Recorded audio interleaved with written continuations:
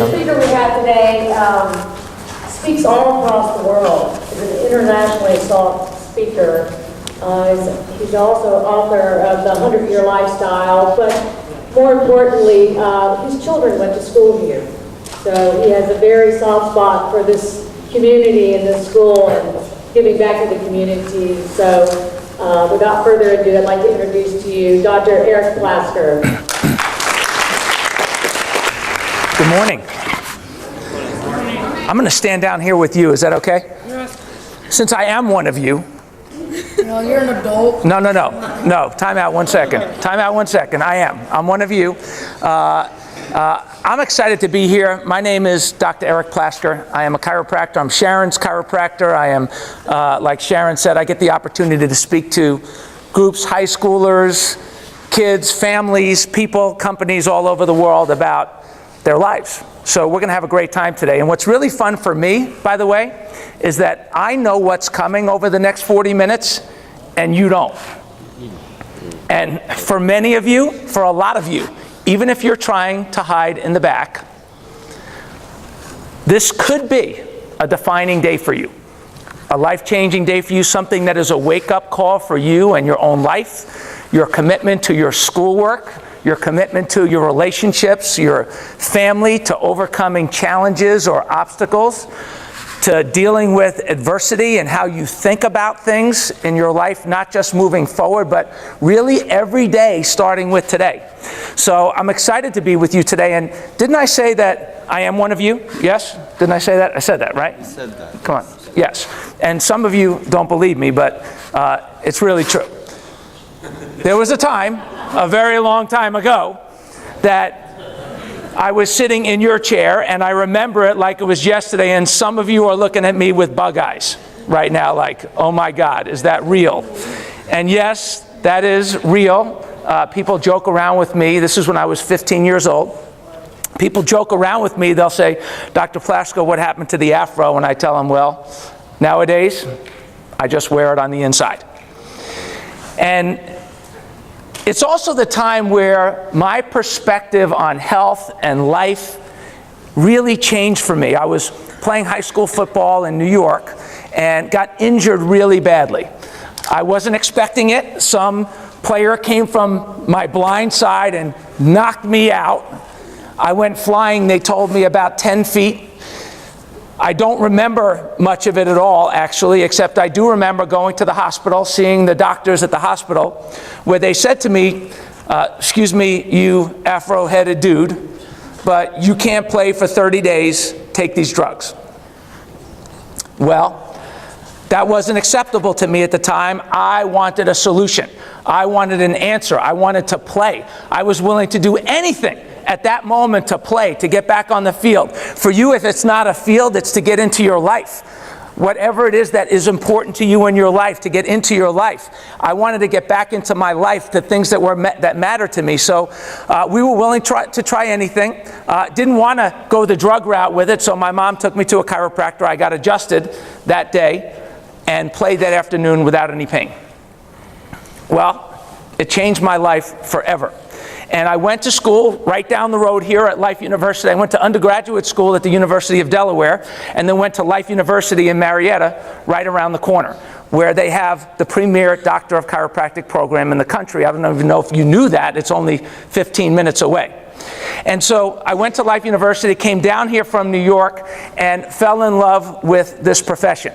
And I started taking care of lots and lots and lots of patients. And I didn't realize that when I was 15 and got my first adjustment, I didn't realize that, sure, in my practice I took care of kids and families and babies and grown-ups and athletes and all kinds of different people with all kinds of problems, not just backaches like the typical misinformation is out there. Lots of people.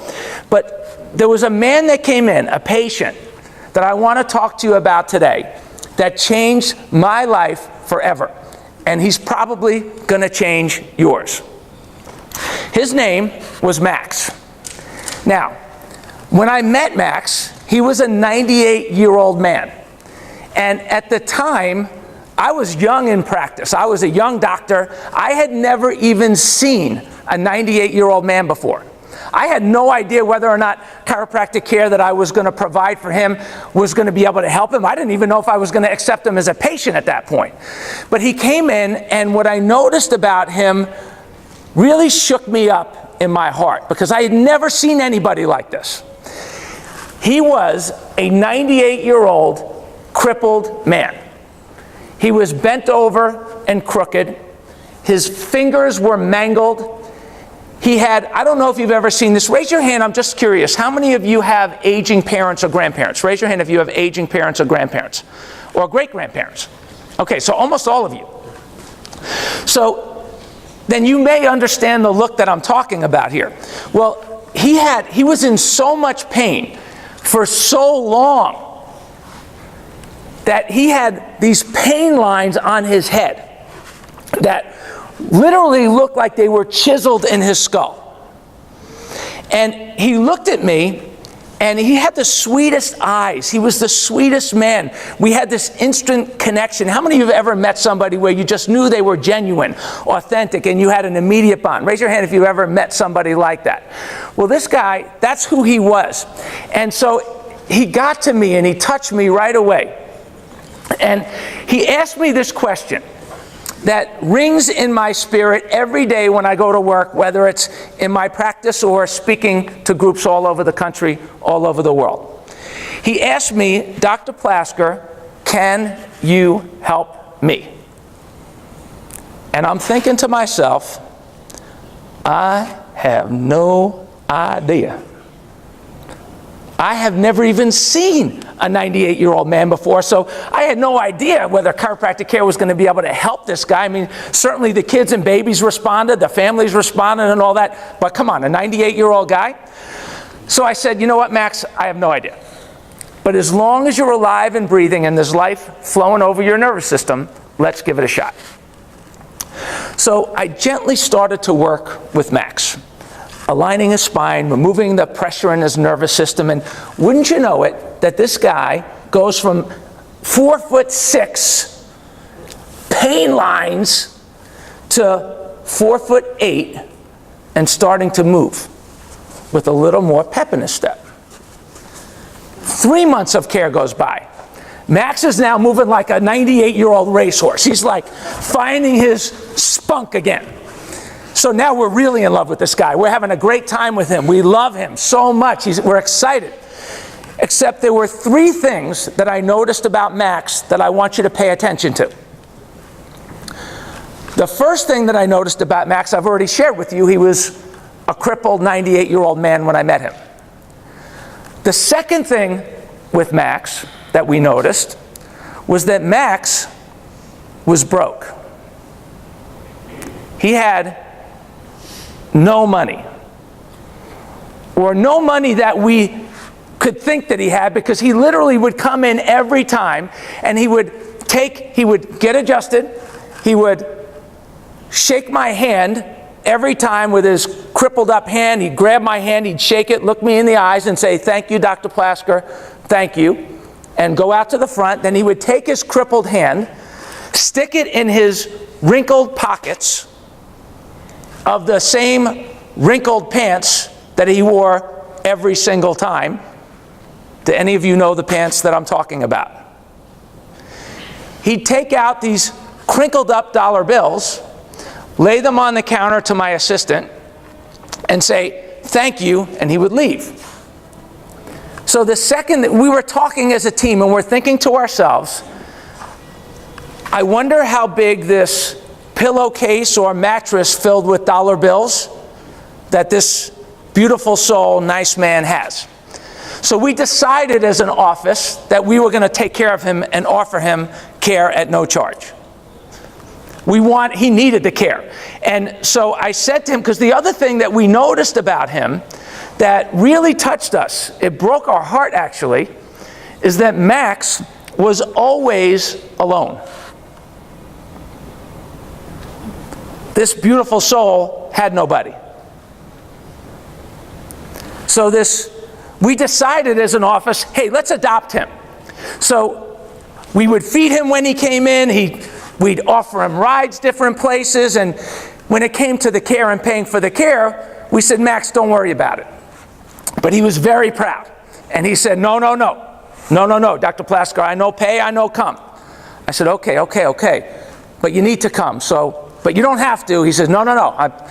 So he came, and he paid, and he was really happy. And he came for a year. And he would literally, he was moving around like fast little guy, like a little fire plug.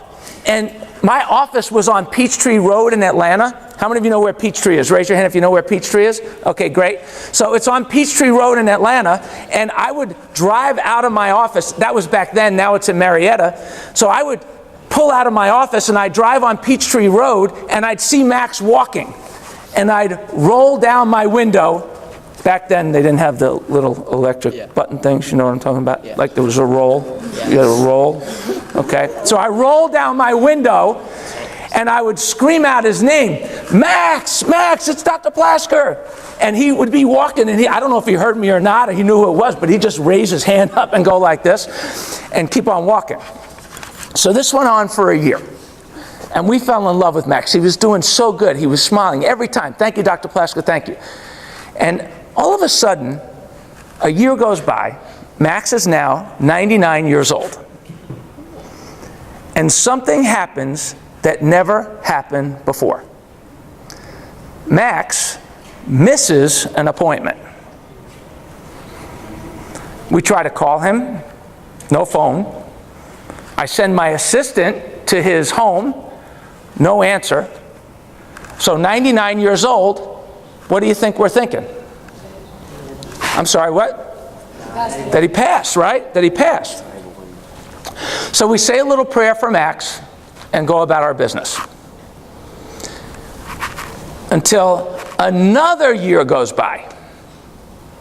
Max is now over 100 years old. And guess who comes walking through the front door of the office one day without an appointment? Go ahead and guess, you'll get it right. Go ahead. Max. Right. So Max comes walking in the front door. I'm in the back, and I'm adjusting my patients, my people, taking care of them. They're coming in and out. It's good energy. And all of a sudden, I hear my assistant at the front scream out like she had seen a ghost. Max! Oh my God, Max! Now, I'm in the back. I'm adjusting, taking care of patients. And I only know one Max. So I get excited. So I'm like, wow, I need to clear out the rooms. And I'm like adjusting people, seeing patients really fast. And, you know, wow, Max, I want to see. So I clear out all the rooms, and I go out to the front. And there is this beautiful man, this beautiful soul, Max. And I said to him, I said, Max, oh my gosh. And I gave him a big hug. And I said, where have you been? We've missed you so much. And he looked at me, and I could see that he was tired. His eyes were hollow, his skin was white, his bones were protruding through his face. And he grabbed my hand like he had done so many times before, and I looked down at him, he looks up at me, and I could see there was a tear coming down his cheek. And he said to me, like he had said so many times before, he looked at me and he said, thank you, Dr. Plasker, thank you, and died. Right there in the reception room.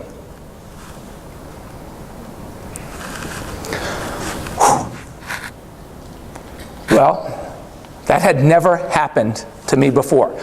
My chiropractic practice, it's filled with life and energy and healing and hope and love and fun. That had never happened before. He keels over. Literally, by the time he leaned over, his spirit was gone. Rigor mortis had already set in. His body was hard. I said to my assistant, call 911, call 911. She calls 911, not a chance. I scoop him up, lay him down in the back.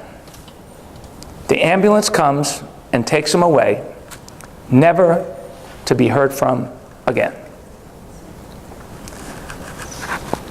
except for the fact that I couldn't get it out of my head that if Max had known that he was going to live to be 100 when he was 15, 20, 25, 30, 35, 40, 45, 50, 55, 60, 70, even 80 years old, how would he have lived his life differently so that he didn't get there crippled, broke, and alone?